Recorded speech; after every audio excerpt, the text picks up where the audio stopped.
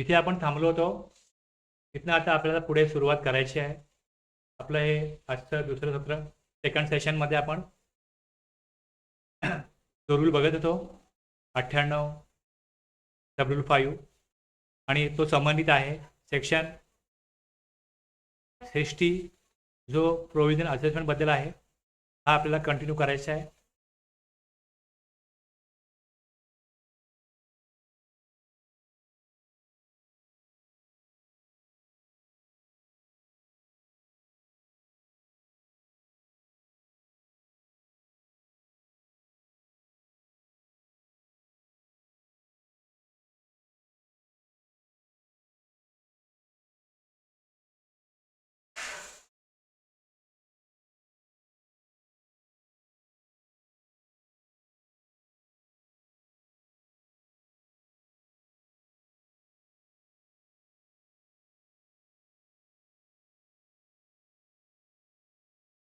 सुरुवात करूया आपण.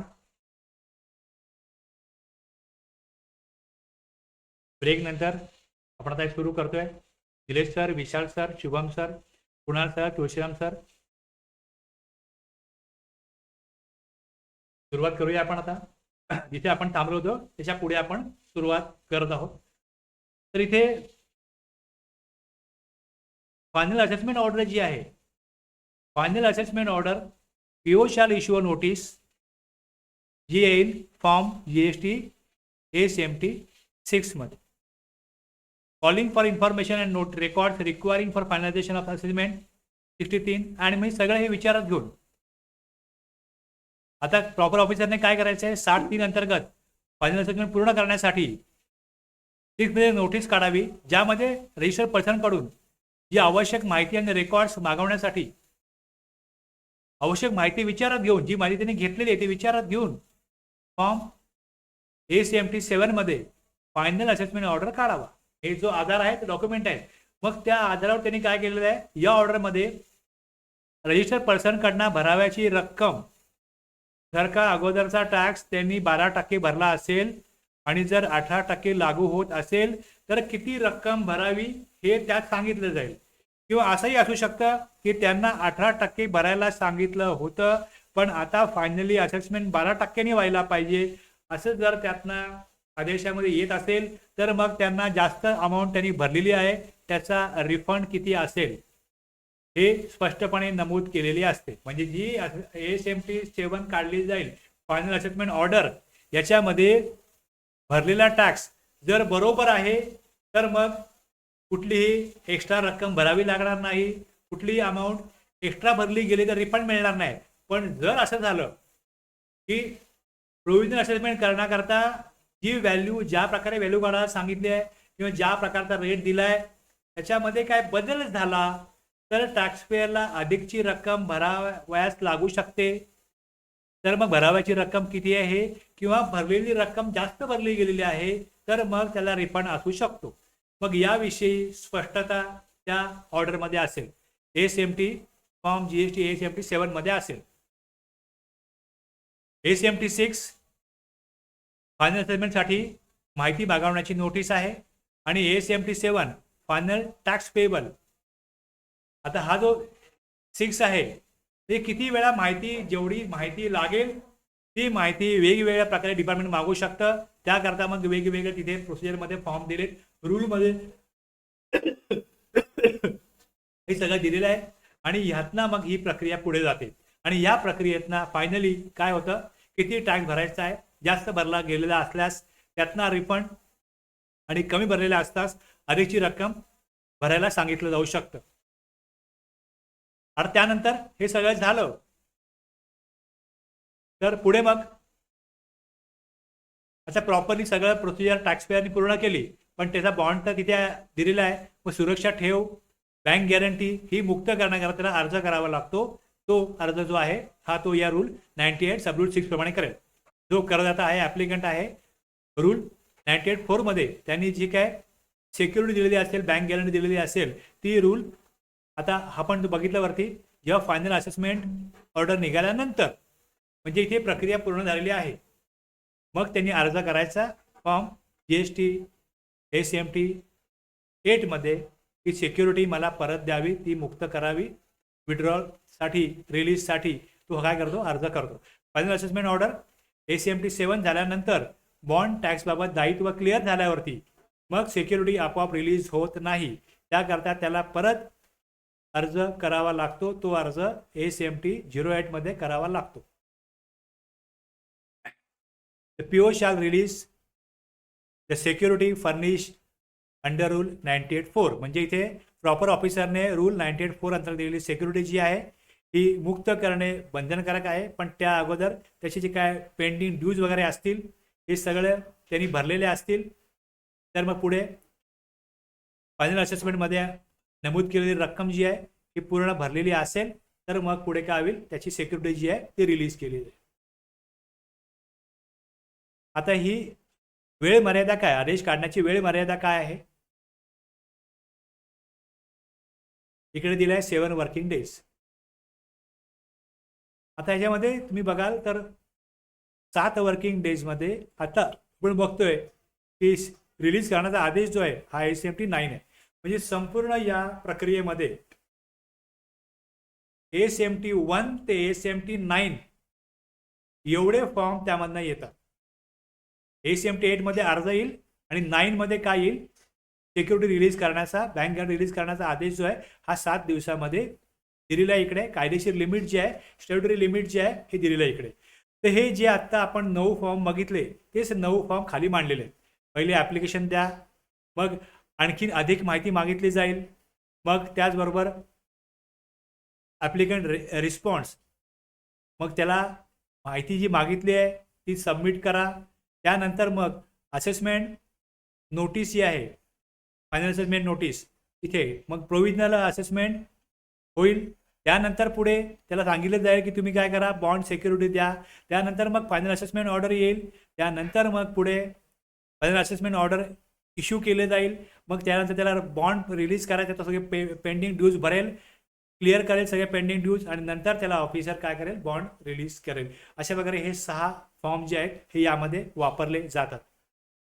आता सेक्शन 60(4) जो आहे तो काय सांगतो की जर फायनल असेसमेंट ठरलेली रक्कम आहे ही प्रोव्हिजनल असेसमेंट पेक्षा जास्त असेल तर मग अगोदर जो टॅक्स भरला गेलाय तो जर का 12% भरलाय आणि नंतर 18% भरायचा आहे तर 6% पेंडिंग त्याला भरायचेच आहे, पण त्याच्यावरती इंटरेस्ट सुद्धा द्यावा लागेल. म्हणजे याच्यामध्ये प्रोव्हिजनल असेसमेंटमध्ये त्याला एक आदेश दिला, व्हॅल्यू दिली, रेट दिला आणि त्यातनं अधिकचे त्याची लायबिलिटी निर्माण झाली तर लायबिलिटी भरायचीच आहे, पण त्याच्यावरचा इंटरेस्ट सुद्धा भरावा लागेल. हे सेक्शन 60 सबसेक्शन 4 मध्ये सांगितलं आहे. त्यानुसार ही जबाबदारी येते हे या सेक्शनमध्ये सांगितलेले. प्रोव्हिजनल असेसमेंट अंतर्गत जेवढा कर देय होता पण भरलेला नव्हता त्यावर इंटरेस्ट सुद्धा देय ठरतो, तो 18% भरायचा आहे. इंटरेस्ट कधीपासून मोजायचा, ज्या दिवशी कर भरण्याची ड्यू डेट होती. आता बघा इथे कसं आहे की ज्या वेळेस तो ॲडव्हान्स जर का सर्व्हिस असेल तर सर्व्हिसमध्ये ॲडव्हान्सवरती पण टॅक्स लागू होतो. मग इथे जर त्याला सांगितलं गेलं की तुम्ही 12% काय करा, आता प्रोव्हिजनल असेसमेंटमध्ये आम्ही मूल्य एक व्हॅल्यू देतोय आणि कर रेट जो आहे टॅक्स रेट हा 12% देतोय, नंतर तो 18 झाला तर ड्यू डेट केव्हा होती, मग आता ही भरायची, त्याला टॅक्स भरणं त्याला कधी गरजेचं होतं. जर इथे सर्व्हिस असेल तर मग ॲडव्हान्सवरती पण टॅक्स लागू होतो. मग हे सगळं बघावं लागतं. जर तुम्ही ऑडिट करत असाल तर हे बघायला लागेल, इन्स्पेक्शनलाही बघायला लागेल की त्यांनी ॲडव्हान्सवरती टॅक्स भरला आहे का. मग इनवॉइस कधी इश्यू झाला, मग इनवॉइस कधी इश्यू व्हायला हवा होता, ज्या तरतुदी आहेत, नियम आहेत त्यानुसार त्याची ड्यू डेट काय होती. म्हणजे फक्त ज्या दिवशी कर भरण्याची ड्यू डेट होती हे कशावर ठरतं, तर याच्या तरतुदी आहेत त्यानुसार ठरतं. मग जर त्या तरतुदीचा अभ्यास नसेल, ते सेक्शन्स ते रूल माहिती नसतील तर ऑडिट करताना तुम्ही जी माहिती समोर येते आहे त्याच्यावरती तुम्ही काहीही कार्यवाही करू शकणार नाही. त्यामुळे जे सेक्शन मी पहिले शिकवलेत, सांगितलेत त्याच्यावरती मी खूप जास्त वेळ घालवला आहे. त्याचा उद्देशच हा आहे की नंतर जाऊन ज्या वेळेस कुठल्या कुठल्या अशा प्रकारच्या प्रोसिजर करायला लागतात किंवा त्याच्यामध्ये तुमची इन्व्हॉल्वमेंट जर असेल तर तुम्हाला कळलं पाहिजे की नक्की ह्याच्यामध्ये काय केलं गेलं आहे आणि याचा आधार काय, आणि तो जो आधार आहे त्या आधारानुसार ड्यू डेट कशी काढायची हे कळलं पाहिजे आणि तिथपासून मग इंटरेस्ट कॅल्क्युलेट करायचा आहे.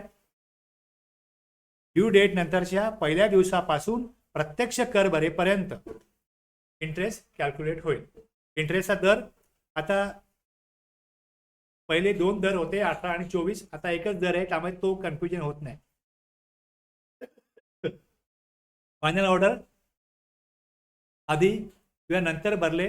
आता फायनल असेसमेंट ऑर्डर निघण्या अगोदर आधी कर भरला किंवा फायनल असेसमेंट ऑर्डर नंतर कर भरला, दोन्ही परिस्थितीत इंटरेस्ट देयच राहतो. इंटरेस्ट हा देयच राहतो.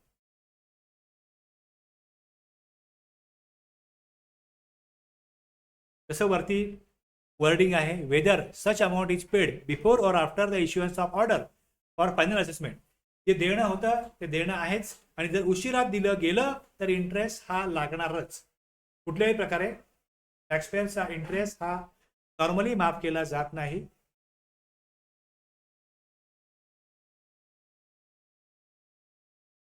आता इथे जर अमाऊंट कमी, लायबिलिटी कमी भरली गेली तर जसं देय रकमेवरती इंटरेस्ट भरावा लागतो, तसं जर का प्रोव्हिजनली जास्त अमाऊंट भरली गेली असेल तर मग 60(3) अंतर्गत फायनल असेसमेंट ऑर्डर नंतर रजिस्टर्ड पर्सनला रिफंड मिळवण्याचा हक्क निर्माण झाला तर रिफंडवरती इंटरेस्ट देय ठरतो. हा रिफंड 54 सेक्शन जो आहे हा रिफंडबद्दल आहे. त्याच्यामध्ये 54(8) मधील तरतुदी सब्जेक्ट टू राहील आणि सेक्शन 56 मध्ये जसे नमूद केले त्याप्रमाणे रिफंडवरती इंटरेस्ट दिला जाईल. म्हणजे ज्या तरतुदी आहेत तिथे जास्त अमाऊंट गव्हर्नमेंटकडे जमा झाली तर रिफंड मिळू शकतो. तिथे ओरिजिनल असेसमेंटमध्ये जास्त टॅक्स भरला असेल तर फायनल असेसमेंटमध्ये रिफंड परत मिळणार असेल तर रिफंड मिळतोच, तर कायद्याने ठरवलेला इंटरेस्ट देखील मिळतो. पण इंटरेस्ट कधीपासनं कधीपर्यंत आणि केव्हा मिळतो ह्या तरतुदी आहेत, त्यानुसार तो मिळतो, हे लक्षात घ्या. मग इथे ओरिजिनल असेसमेंटमधील वरील इंटरेस्ट.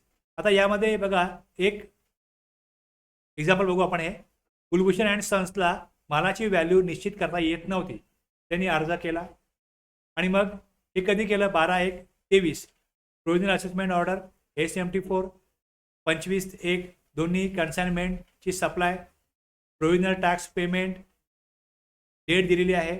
त्यानंतर फायनल असेसमेंट ऑर्डर. आता फायनली यातनं काय घडलं लक्षात घ्या की जे पहिलं कन्साइनमेंट आहे इथे 1,80,000 टॅक्स देय होतो. म्हणजे त्यांच्याकडे अशी 2 व्यवहार त्यांचे असे होते, त्यामध्ये त्यांना प्रोव्हिजनल असेसमेंटची गरज लागली, तर त्याप्रमाणे त्यांना पीओने सांगितलं की तुम्ही एवढा टॅक्स भरा.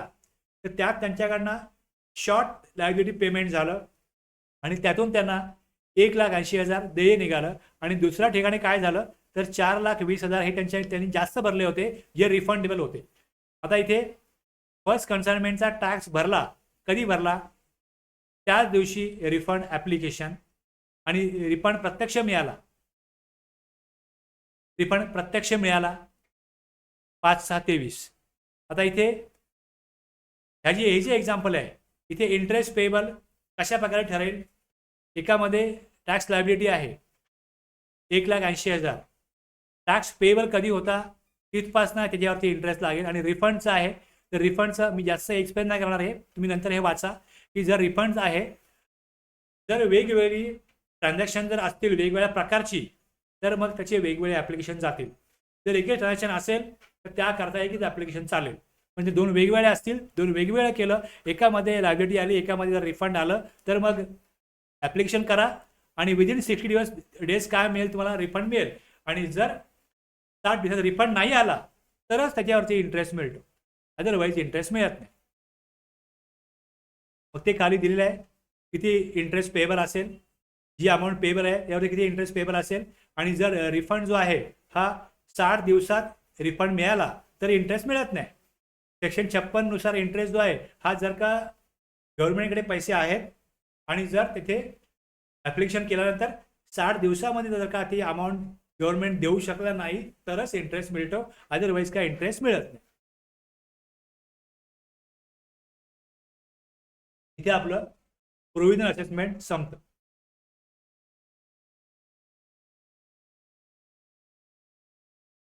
इथपर्यंत क्लिअर झालं असेल तर यस रिप्लाय करा.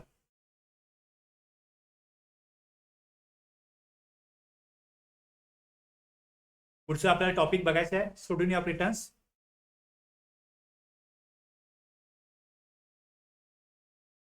जसं तुम्ही काम करायला जाल, कुठल्या कुठल्या कामामध्ये तुम्ही इन्व्हॉल्व्ह व्हाल, त्यावेळेस तुम्हाला हे सेक्शन्स पुन्हा पुन्हा अभ्यासावे लागतील आणि मग तुम्हाला जसं जसं काम करत जाल तुम्हाला त्यातनं त्याचे बारकावे कळत जातील.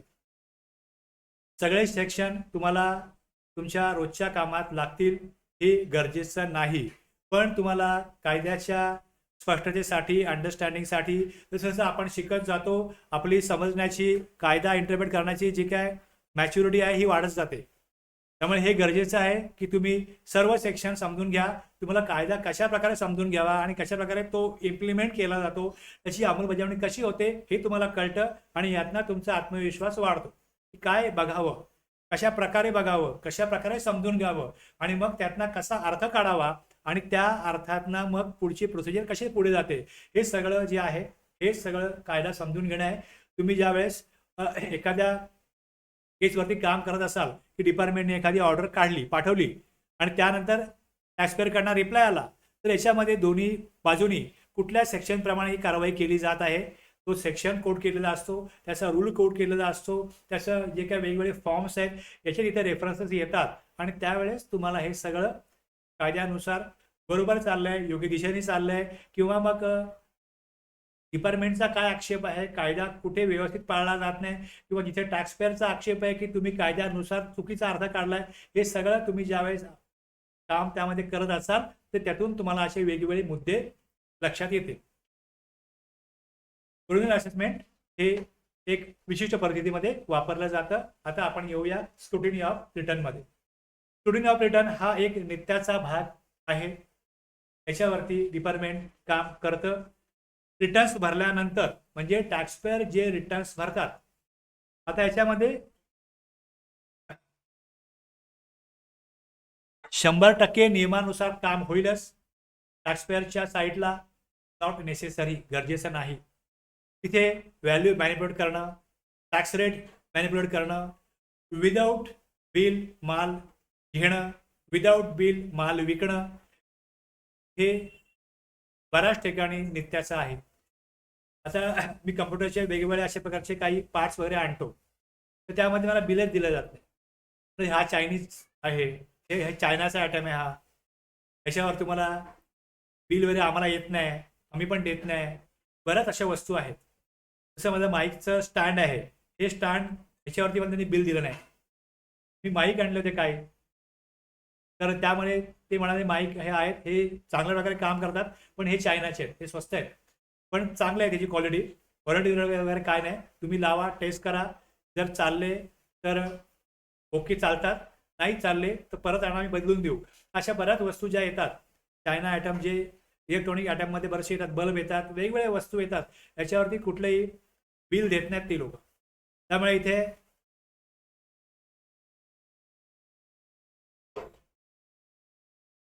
हे ओपन सिक्रेट आहे, सगळ्यांना माहिती आहे की अशा प्रकारे विदाऊट बिल मार्केटला माल येतो.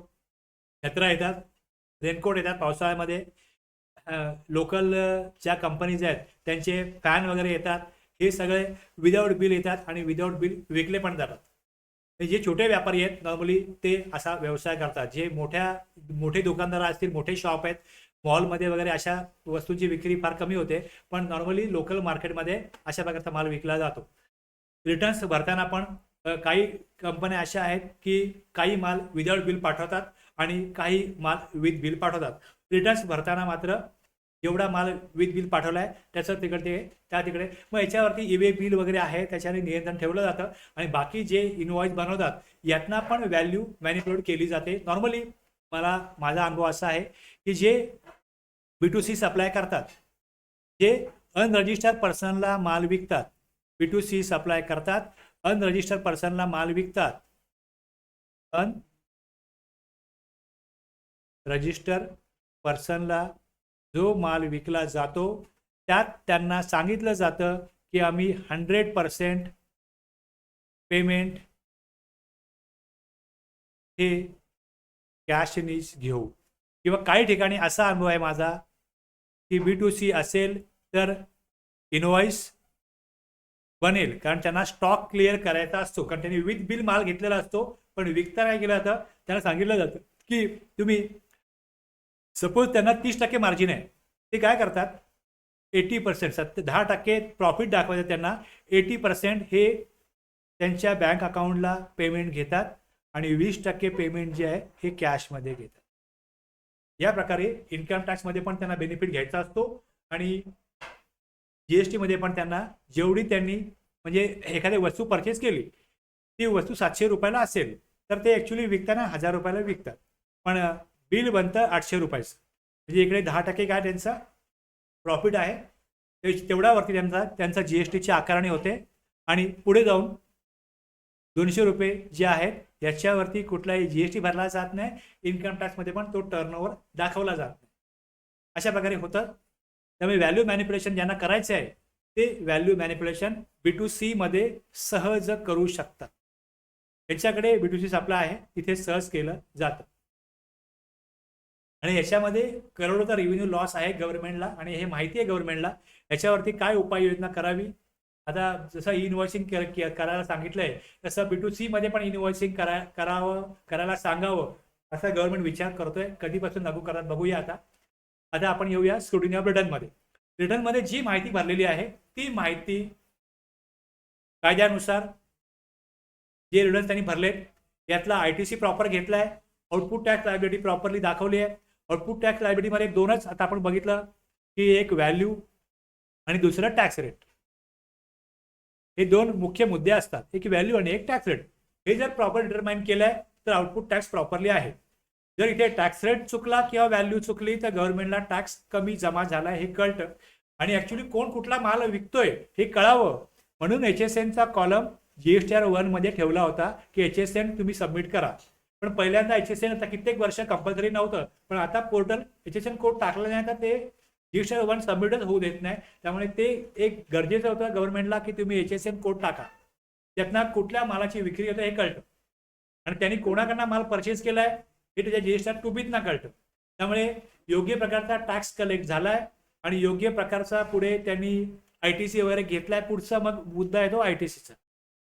मग ह्याच्यामध्ये त्याचे कॅपिटल गुड्स किती आहेत, मग जेव्हा GSTR 9 भरला जातो तेव्हा त्याला मुद्दा म्हणून सांगितलं जातं की कॅपिटल गुड्स दाखवा, घेतलेला ITC घेतलेला आहे त्यातला इनपुट आणि इनपुट सर्व्हिसेसचा ITC किती आहे, कॅपिटल गुड्सचा ITC किती आहे, हे वेगवेगळ्या तुम्ही काय करा इथे त्याला कॉलम दिलेले आहेत, जेणेकरून मग त्यानुसार जे सेक्शन आहेत त्यांनी कॅपिटल गुड्स विकले असतील 5 वर्षाच्या आतमध्ये मग लायबिलिटी निर्माण होते. सेक्शन मी 18 घेतला त्यावेळेस ते सांगितलेलं आहे. मग हे सगळे संबंधित जे आहेत हे सेक्शन लागू करण्यासाठी जे रिटर्न्स भरलेले आहेत ते पहिले तपासले जातात आणि ह्यातून मग पुढे गरज पडली तर त्याचं इन्स्पेक्शन किंवा ऑडिट हे केलं जाऊ शकतं. त्यामुळे स्क्रुटिनीमध्ये रिटर्न्समध्ये प्रॉपरली माहिती दिली गेलेली आहे हे बघण्याकरता सेक्शन 61 आहे. मग त्यामध्ये 3 सबसेक्शन आहेत आणि त्याचे रूल आहेत ते आहेत. अधिकार जो आहे स्क्रुटिनी तुम्ही करत असाल त्याचा अधिकार जो आहे तो या सेक्शन मधनं येतो की प्रॉपर ऑफिसरला अधिकार देतो हा सेक्शन की रजिस्टर पर्सनने दाखल केलेले रिटर्न्स जे आहेत आणि त्यासोबत दिलेली संबंधित माहिती पर्टिक्युलर्स यांची तपासणी म्हणजे स्क्रुटिनी करू शकतो आणि जेणेकरून रिटर्न बरोबर आहे की नाही हे पडताळून पाहता येईल. आणि त्यामध्ये काही विसंगती डिस्क्रिपन्सी आढळल्यास करदात्याला त्याबाबत स्पष्टीकरण मागवलं जाऊ शकतं. आता इथे काय केलं जातं, कुठल्याही प्रकारची ऑर्डर पाठवणं, शोकॉज नोटीस पाठवणं हा याचा उद्देश नाही. याचा उद्देश काय लक्षात घ्या की सेक्शन 61 ही एक प्री ॲड्ज्युडिकेशन प्रोसेस मानली जाते. म्हणजे ही डिमांड शोकॉज नोटीस ऑर्डर आधीची प्रक्रिया आहे. करदात्याला स्वतःची चूक स्पष्ट करण्याची किंवा दुरुस्त करण्याची संधी देणारी तरतूद आहे. म्हणजे सेक्शन 61 जसं HSN कोड दिले तर त्यातून कळतं की अरे हे जे गुड्स सप्लाय करतायत त्यामध्ये त्यांनी 18% टॅक्स कलेक्ट करायला पाहिजे होता, 12%च कलेक्ट केलाय. तर मग त्यांना विचारलं जातं की तुम्ही हे गुड्स विकताय तर तुम्ही याच्यावरती काय टॅक्स रेट लावून हे गुड्स विकलेले आहे, सप्लाय केले हे सांगा. जर त्यांनी सांगितलं की आम्ही 12% टॅक्स लावतोय तर लगेच तिथे कळतं की 18% टॅक्स कलेक्ट करायला पाहिजे होता. या प्रकारे त्यांना एक कम्युनिकेशन होतं. स्क्रुटिनी म्हणजे काय आहे की त्यातून स्पष्टीकरण विचारलंय, थेट डिमांड नाहीये, थेट ॲड्ज्युडिकेशन नाहीये. हा मार्ग इथे ओपन होतो. हा पहिला टप्पा आहे. आता हे ॲड्ज्युडिकेशन म्हणजे काय असतं की जे जीएसटी विभागातले अधिकारी आहेत, अधिकृत अधिकारी किंवा मग कोर्टात केस गेला, कोर्ट आहे तिथे पुरावे, स्पष्टीकरण, सुनावणी यांच्या आधारे अंतिम व बंधनकारक निर्णय देण्याची प्रक्रिया ॲड्ज्युडिकेशन. आता हे जे काय काम टॅक्सपेअर करतो याच्यावरती देखरेख करण्यासाठी जीएसटी विभाग काय करतं, त्यांची ॲड्ज्युडिकेशन ऑथॉरिटी आहे ती लक्ष ठेवते की हे काम बरोबर चाललं की नाही, आणि त्या अंतर्गत स्क्रुटिनी केली जाते, इन्स्पेक्शन आणि पुढे ऑडिट केलं जातं. आता ह्याच्यामध्ये लिटिगेशन शब्द नेहमी येतो. हा लिटिगेशन शब्द काय, जेव्हा दोन पक्षांमधला वाद आहे तो आपापसात न सुटता न्यायालय किंवा मग कायदेशीर प्राधिकरण असतं की तंटे झाल्यास ते कुठे सोडवावे, ते डिपार्टमेंट लक्ष ठेवेल, टॅक्सपेअर प्रॉपर काम करेल आणि त्यामध्ये समन्वयाने जर त्याच्यामध्ये व्यवस्थित टॅक्स भरला गेला तर मग कुठलाही वाद होत नाही. पण जर वाद झाला तर मग पुढे म्हणजे याच्यामध्ये आता जो टॅक्स भरला गेला आहे यामध्ये लायबिलिटी डिपार्टमेंटला वाटतं की बरोबर तुम्ही भरलेली नाही, टॅक्सपेअरला वाटतं बरोबर भरली, ITC तुम्ही इलिजिबल नसताना घेतलेलं आहे, रिफंड प्रॉपर घेतला नाही, पेनल्टी इंटरेस्ट भरला नाही. अशा प्रकारे ज्या प्रकारे कायदा लागू होतो त्या कायद्याच्या इंटरप्रिटेशनवरनं मतभेद झाले की नाही तुम्ही म्हणता की चुकीचं आहे, आम्ही बरोबर केलंय, तर मग हे प्रकरण जे आहे हे अपील ट्रिब्युनल कोर्टमध्ये जाऊ शकतं आणि त्यालाच जीएसटी लिटिगेशन म्हणतात. म्हणजे या ऑथॉरिटी ठेवलेल्या आहेत की त्या ऑथॉरिटीकडे जाऊन डिपार्टमेंट काय करतं, आपली बाजू मांडतं. म्हणजे हे ॲड्ज्युडिकेशन विभाग अंतिम आदेश दिला आणि तो जर टॅक्सपेअरला मान्य नसेल तर मग पुढची ऑथॉरिटी अपील ऑथॉरिटी, मग अपिलेट ट्रिब्युनल आहे, मग हायकोर्ट आहे आणि सुप्रीम कोर्ट आहे. इकडे जाऊन या विषयावरती पुढे जे काही वाद झालेले आहेत याच्यावर तिकडे काय केलं जातं, सुनावणी केली जाते. आता स्क्रुटिनी जो आहे इथून सुरुवात होते की पहिल्यांदा जेव्हा डिपार्टमेंट बघतं आणि त्यातनं काही डिस्क्रिपन्सी आढळली तर ही लिटिगेशन टाळण्यासाठी ते विचारलं जातं की तुमच्याकडे आम्ही स्क्रुटिनी केलेली आहे आणि इथे आम्हाला तुम्ही काय टॅक्स देणं लागू होता असं आम्हाला वाटतंय.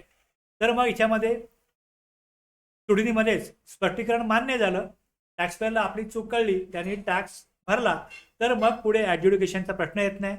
मग त्यातून जो टॅक्स चोकॉज नोटीस किंवा ऑर्डर काढून लादला गेला आहे टॅक्सपेअरवरती तो त्याला मान्य नसेल तर तो अपिलाच जाईल. मग पुढे कोर्ट, ट्रिब्युनल कोर्ट आहे, मग हे सगळं जे आहे याची गरज पडत नाही. मग ॲड्ज्युडिकेशन, अपील, लिटिगेशन याची गरज पडत नाही. तर लक्षात घ्या बेसिस काय, ही सगळं का, ही सगळी यंत्रणा का बनवली गेली की टॅक्सपेअरवरती त्यांनी टॅक्स प्रॉपर जमा करून भरावा, प्रॉपर ITC घ्यावा आणि जे कर वसुली आहे ही कायद्यानुसार व्हावी. अशामध्ये कुठेही टॅक्स चोरी होऊ नये, रेव्हेन्यू लॉस होऊ नये गव्हर्नमेंटचा, त्यामुळे याच्यामध्ये ही स्क्रुटिनी केली जाते. आता स्क्रुटिनी करत असताना प्रॉपर ऑफिसरला अधिकार आहे सेक्शन 61(1) मध्ये की रिटर्न आणि संबंधित पर्टिक्युलरची तपासणी करा. आणि त्यासोबत आता हे जे करायचं आहे ह्याची एक पॉवर आहे. मग ह्याच्या रूलमध्ये कुठल्या फॉर्ममध्ये डिपार्टमेंट करदात्याला कळवेल हे सगळं पुढे येईल, स्पष्टीकरण मागवलं जाईल, चुका काय आढळल्या हे करदात्याला कळवणं पिऊला आवश्यक आहे, अशा तफावतींबाबत स्पष्टीकरण घेणं आवश्यक आहे, हे सगळं पुढच्या रूलमध्ये येईल. आता हा रूल आपण बघतोय पुढे. आपण पहिले बघितलं की प्रोव्हिजनल असेसमेंटमध्ये ASMT 1 to 9 झाले. आता पुढे काय केलं जाईल की या रूलप्रमाणे रिटर्न फर्निश केलेला आहे आणि स्क्रुटिनीमध्ये काही तफावत आढळली, टॅक्स प्रॉपर भरला गेला नाही किंवा ITCचा काय प्रॉब्लेम असल्यास आता ह्या प्रत्येक जो टॅक्सपेअर आहे या प्रत्येकाची काय स्क्रुटिनी करता येत नाही. मग इथे विभागाला ठरवावं लागतं की आपण किती टॅक्सपेअरची स्क्रुटिनी करायची, कोणत्या प्रकारच्या टॅक्सपेअरची स्क्रुटिनी करायची. मग त्याचा काहीतरी कायदेशीर त्याचा बेसिस असेल, त्या बेसिसवरती डिपार्टमेंट काय करतं ठरवतं की तुम्ही एक निवडक काय करा, निवडक टॅक्सपेअरची काय करा स्क्रुटिनी करा. मग रिटर्न स्क्रुटिनीसाठी निवडला गेला असल्यास एखाद्या रजिस्टर्ड पर्सनने दाखल केलेला रिटर्न स्क्रुटिनीसाठी निवडला गेला तर प्रॉपर ऑफिसरकडून स्क्रुटिनी सेक्शन 61 मधील तरतुदीनुसार त्याच्याकडे उपलब्ध असलेल्या माहितीच्या आधारे, आता माहिती कुठली आहे डिपार्टमेंटकडे, तर रजिस्टर पर्सनचा ॲड्रेस आहे, तो एका ॲड्रेसवरून सप्लाय करतो का एकाहून जास्त ॲड्रेसवरून सप्लाय करतो. जर ॲडिशनल प्लेस ऑफ बिझनेस त्यांनी नोंदवलेला नसेल तर मग ही माहिती डिपार्टमेंटकडे आहे. ई-वे बिल आहे, इनवॉइस आहे, माल कुठे घेतला जातो, माल कुठे ठेवला जातो, हे सगळं डिपार्टमेंटकडे आहे. वेगवेगळ्या गोडाऊनची माहिती डिपार्टमेंटकडे असते, त्यानुसार स्क्रुटिनीमध्ये ती माहिती वापरता येते. प्रॉपर ऑफिसरकडून स्क्रुटिनी एक्सटर्नल तरतुदीनुसार. आणि याच्यामध्ये जी माहिती उपलब्ध आहे त्यामध्ये विसंगती किंवा डिस्क्रिपन्सी आढळली तर मग पीओने काय केलं जातं, ASMT 10 मध्ये संबंधित रजिस्टर पर्सनला नोटीस द्यावी. डिस्क्रिपन्सी काय आहे, नक्की कशाबद्दल डिपार्टमेंटला वाटतं की त्यांनी प्रॉपर टॅक्स भरलेला नाही, हिचं स्पष्टीकरण जे आहे या नोटीसमध्ये जाईल. या नोटीसमध्ये काय जाईल, आढळलेली तफावत करदात्याला कळवली जाईल, स्पष्टीकरण मागवलं जातं. इथे फक्त तुम्ही भरलेले रिटर्न्स तपासलेत, तुमच्याकडनं जी माहिती भरली गेली आहे त्यानुसार आम्ही जे चेक करतोय त्यातनं आम्हाला काही डिस्क्रिपन्सी आढळले तर तुम्ही स्पष्टीकरण द्या. मग स्पष्टीकरण द्यायचे. नोटीस मिळाल्यापासून 30 दिवसाच्या आतमध्ये किंवा पीओने परवानगी दिलेल्या अधिक कालावधीत काय केलं जातं, हे स्पष्टीकरण करदात्याला कळवणं अनिवार्य आहे, हे त्यांनी कळवलं पाहिजे.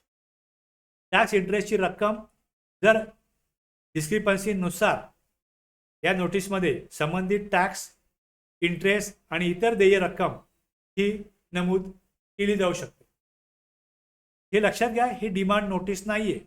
जर ज्या आधारावरती डिपार्टमेंटला वाटतंय की त्यांनी टॅक्स चुकीच्या प्रकारे भरलाय किंवा ITC चुकीच्या प्रकारे घेतलाय, तर जर तो तसं मान्य करत असेल तर मग त्याला पुढे इंटरेस्ट आणि इतर देय काय असेल ते लागू होतं. पण जर त्यांनी स्पष्टीकरण दिलं की तुम्ही काढलेली जी डिस्क्रिपन्सी आहे ती कशा प्रकारे तुम्ही काढले ती योग्य नाहीये आणि कशा प्रकारे योग्य नाहीये हे जो स्पष्टीकरण देतो.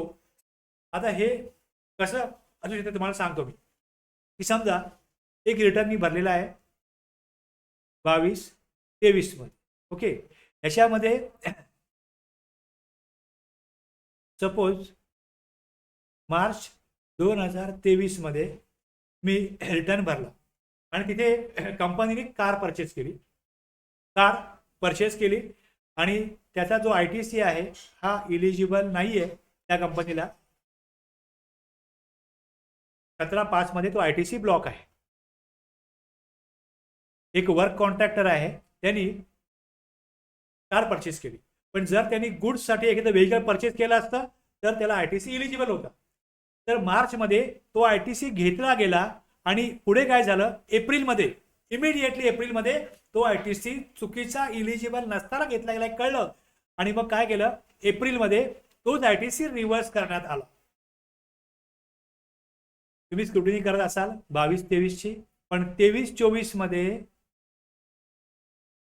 काय केलं गेलं, तो रिव्हर्स केला गेला आणि त्याच्यावरती इंटरेस्ट सुद्धा भरला गेला जो कायद्यानुसार देय होत होता. ही सगळं प्रोसिजर, कायदा, तरतुदी प्रॉपरली फॉलो केला गेला.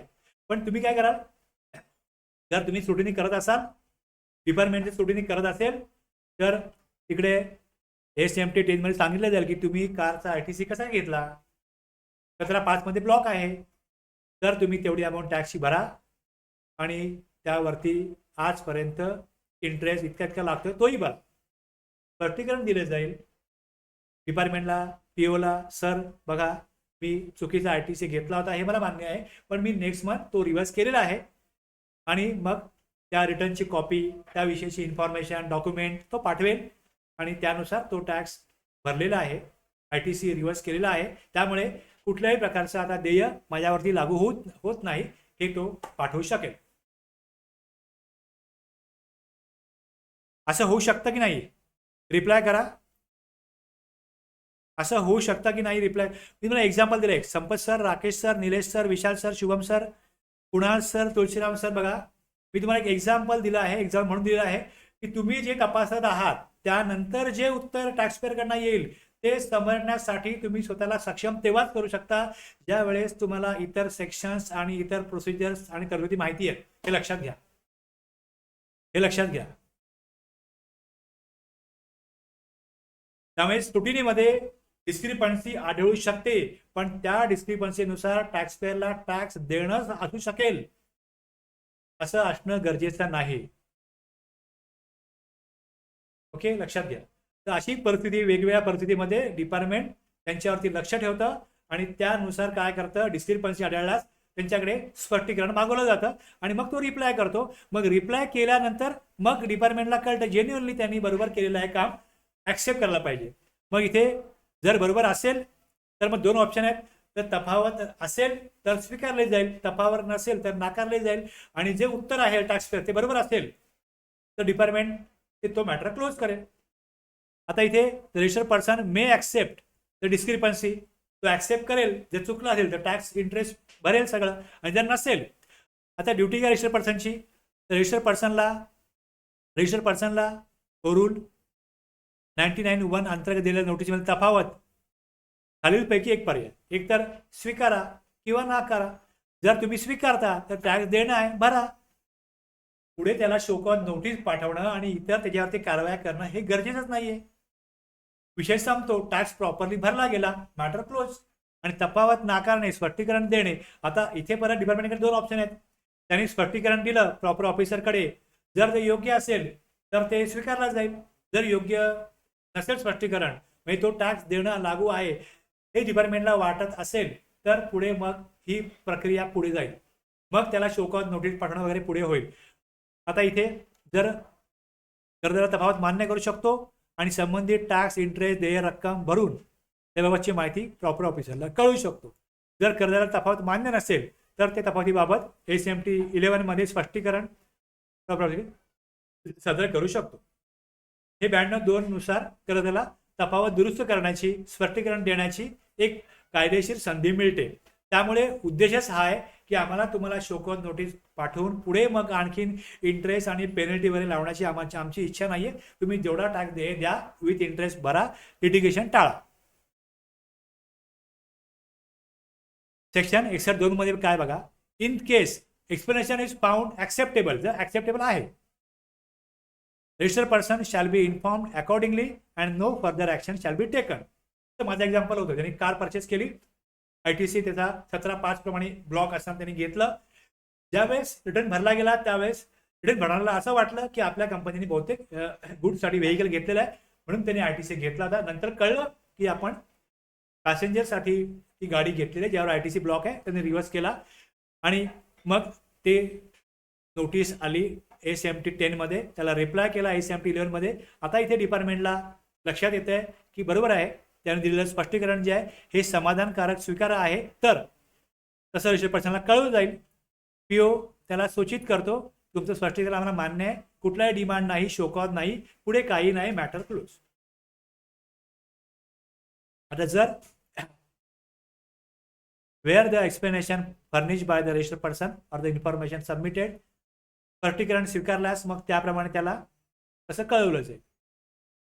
ACMT 10, ACMT 11 आणि मग ऑर्डर ऑफ ऍक्सेप्टन्स ACMT 12 मध्ये जाईल. हे सगळं यामध्ये इकडे दिलेलं आहे. विषय हा संपतो. आता पुढे जर डिपार्टमेंटला वाटलं की नाही तुमचं जे स्पष्टीकरण आहे बरोबर नाहीये, चुकीचं आहे, तर मग पुढे काय करणार डिपार्टमेंट. डिपार्टमेंटला केस इथे in case no satisfactory explanation is furnish, 30 दिवसामध्ये त्यांनी जे दिलेलं एक्सप्लेनेशन आहे हे जर का प्रॉपर नाहीये तर मग पुढे डिपार्टमेंट काय करेल,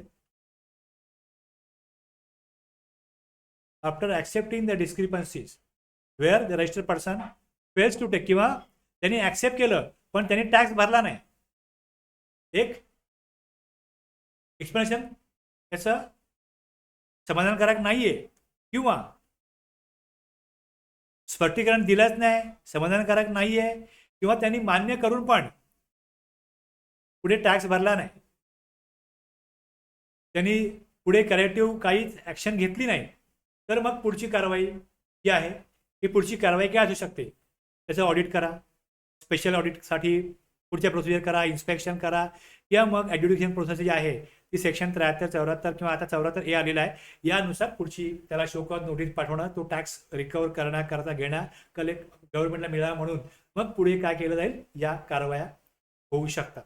म्हणजे जर त्यांनी डिपार्टमेंटला वाटते टॅक्स देणं आहे, तो मान्य पण करतोय किंवा तो स्पष्टीकरण देत पण नाही, स्पष्टीकरण दिलंय पण ते मान्य करण्याजोगं नाही, ॲक्सेप्टेबल नाही आहे, या प्रोसेसमध्ये पुढचे सेक्शन जे आहेत ते मग तिथे ॲक्टिवेट होतात, ॲक्टिवेट केले जाऊ शकतात, ते कार्यान्वित केले जाऊ शकतात की तुम्ही सेक्शन 65 अन्वये काय करा, ऑडिट करा, 67 अन्वये करा, इन्स्पेक्शन करा सेक्शन 67 प्रमाणे, किंवा मग पुढे जर अमाऊंट देणं आहेच तो ते स्पष्टीकरण तो देत नाहीये, मग तिथे सेक्शन 73, 74, 74 एक ज्या प्रकारची परिस्थिती असेल त्यानुसार त्याच्यावरती काय करा, शो कॉज नोटीस पाठवा, ही पुढची कारवाई होईल. ओके, या प्रकारचं एक डायरेक्शन जे आहे हे यातनं मिळतं. सेक्शन स्क्रुटिनीचा जो आहे हा 61 आहे आणि यातनं अशा प्रकारची कारवाई होते. आता ह्याचा एक त्यांनी काय केलं, एक स्टँडर्ड ऑपरेटिंग प्रोसिजर काढली होती 17, 18 आणि 18-19 मध्ये. 17, 18, 18 मध्ये हे कशा प्रकारे करायचं याच्याकरता एक SOP काढली होती CBICनी, आणि ती SOP त्यावेळेस गरजेची होती, कारण त्यावेळेस डेटा ऑटो पॉप्युलेट होत नव्हता. पहिल्या काही काळात तर GSTR 2A पण येत नव्हता. मग त्यावेळेस कशा प्रकारे हे करायचं आहे 17-18 मध्ये, मग त्यांनी काय इथे 12-13 मुद्दे दिले होते, त्या मुद्द्याच्या आधारे ही स्क्रुटिनी करायला सांगितलेली होती. SOP आधारे हे जे मुद्दे मांडले तिकडे काय चेक करायचं आहे, डिपार्टमेंटकडे जी माहिती आहे त्यानुसार काय काय चेक करायचं हे त्यांनी मांडलं होतं. आणि त्यानंतर 19-20 नंतर मग पुढे रिवाइज SOP मध्ये त्यांनी काय माहिती दिली की 17, 18, 18-19 मधली माहिती जी ती तुम्ही एक आधार म्हणून स्क्रुटिनी करता वापरू शकता. आणि त्या व्यतिरिक्त अजून काय करायचं आहे, कशा प्रकारे करायचं आहे हे पुढे दिलेलं आहे. आता हे सगळं जे आहे हे तुम्ही वाचू शकता, हे तुम्हाला जेवढं लागू होईल तेवढं तुम्ही करू शकता. त्याच्यामध्ये लोक पहिले काय करायचे, लोक असं करायचे की GSTR 1 मध्ये वेगळीच लायबिलिटी टाकायचे आणि 3B मध्ये वेगळीच लायबिलिटी टाकायचे. GSTR 1 मध्ये लायबिलिटी वेगळी दिसते, 3B ती वेगळी दिसते. म्हणजे GSTR 1 भरायचा 11 तारखेला, त्यात समजा लायबिलिटी 100 रुपये दाखवली आहे GSTR 1 मध्ये आणि 3B 80 रुपयेच भरायचे. म्हणजे जे रिटर्न फाईल करणारे लोक असतात त्यांना कायदा माहिती नसतो, त्यांना या इथे अशी माहिती भरा एवढं शिकवलं जातं.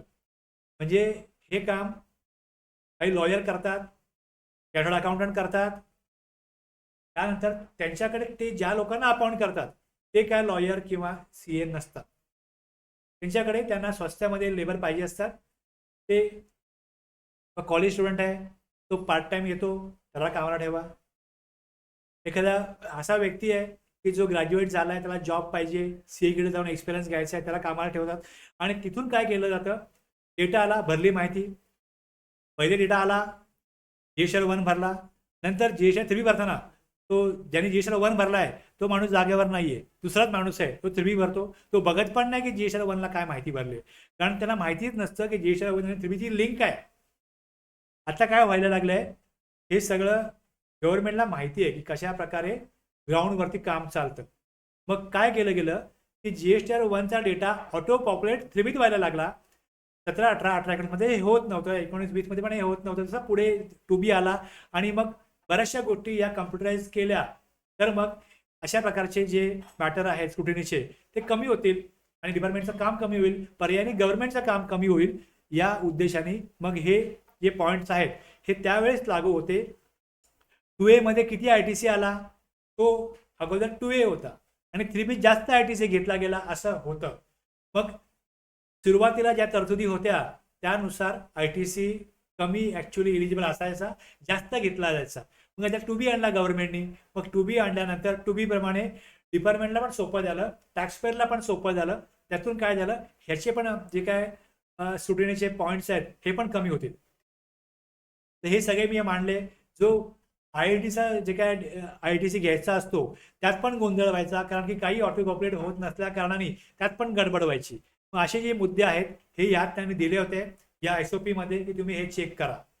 मग त्याप्रमाणे मिसमॅच आहे ITC बाबत, अमेंडमेंटमुळे नॉर्मली आलेल्या ITC मुळे आता हे सगळं ऑटो पब्लिक होतं. त्यामुळे यातले बरेचसे मुद्दे जे आहेत, जे ज्याच्या बेसिसवरती मॅचिंग करायचं होतं, हे सगळे निकालात निघतात. याचा काही आता उपयोग होत नाही. तर तुम्ही हे बघू शकता, EV बिलची माहिती गव्हर्नमेंटकडे आहे. EV बिलने किती माल गेलाय, ॲक्च्युअलमध्ये किती मालचा इनवॉइस बनवलाय, त्याबद्दल काय स्पष्टीकरण मागवायचं असेल तर मागवलं जाऊ शकतं.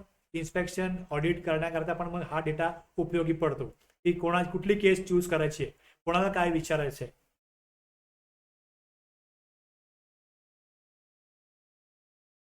रजिस्ट्रेशन कॅन्सल केलेलं आहे रेट्रोस्पेक्टिव्हली, तरी पण त्याचा ITC घेतला गेलाय वगैरे वगैरे हे पॉईंट यात दिलेत. ITC इलिजिबल नाहीये, इनइलिजिबल आहे, आणि मग त्याविषयी त्यांनी 3B भरलेलं नाहीये.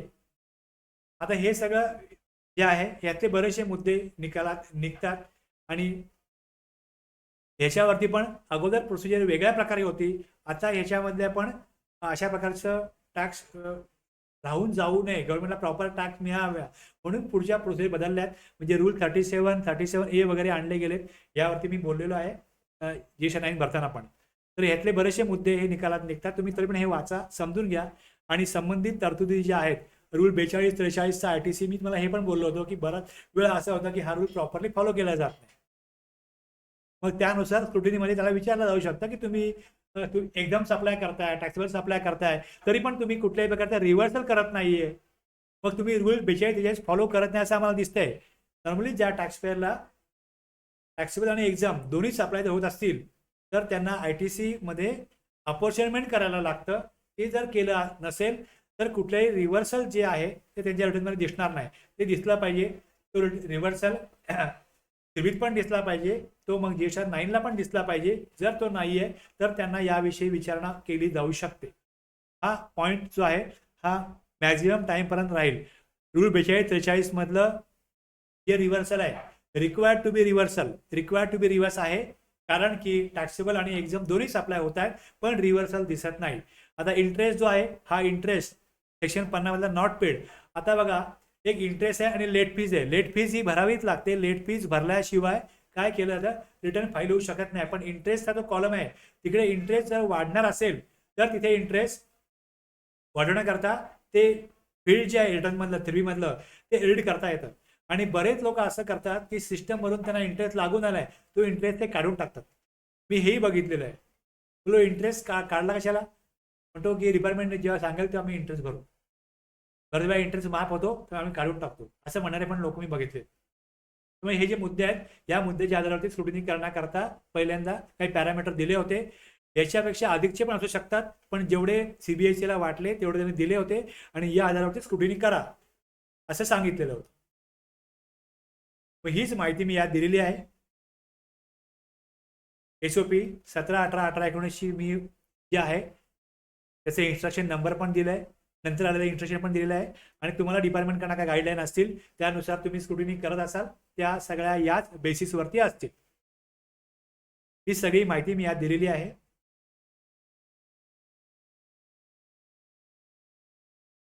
आता हा जो सेक्शन आहे, असेसमेंट ऑफ नॉन फायलर. आता जे लोक रिटर्न्स फाईल करत नाहीत त्यांच्यावरती फाईल त्यांनी वेळेत करावा, आणि जर नाही केला तर मग ऑर्डर ऑफ असेसमेंट काढण्याची पॉवर जजमेंट असेसमेंट नॉन फायलर्स करता ही जी आहे ही यातना मिळते. हे आपण आता पुढच्या क्लासला हे घेणार आहोत. आज मी सेल्फ असेसमेंट, प्रोविजनल असेसमेंट आणि scrutiny of assessment, scrutiny of returns हे आज घेतलेलं आहे. हे मी पुढच्या क्लासला घेईन, assessment of non filers of return. त्यानंतर पुढे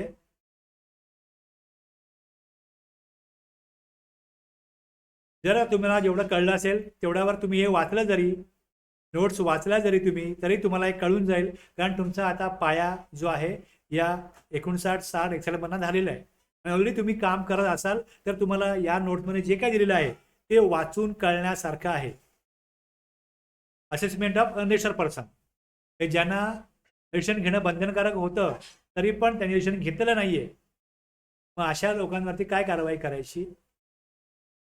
या सगळ्याचा उद्देश हाच आहे की कायद्यानुसार ज्यांना टॅक्स देणं आहे त्यांनी टॅक्स प्रॉपर द्यावा, आणि त्यांना फोर्स करण्याकरता हे सेक्शन जे आहेत हे पॉवर देतात, आणि ह्याचं एक्झिक्युशन प्रॉपर रेव्हेन्यू कलेक्ट होण्यासाठी गव्हर्नमेंटला उपयोगी ठरतं, हे लक्षात घ्या.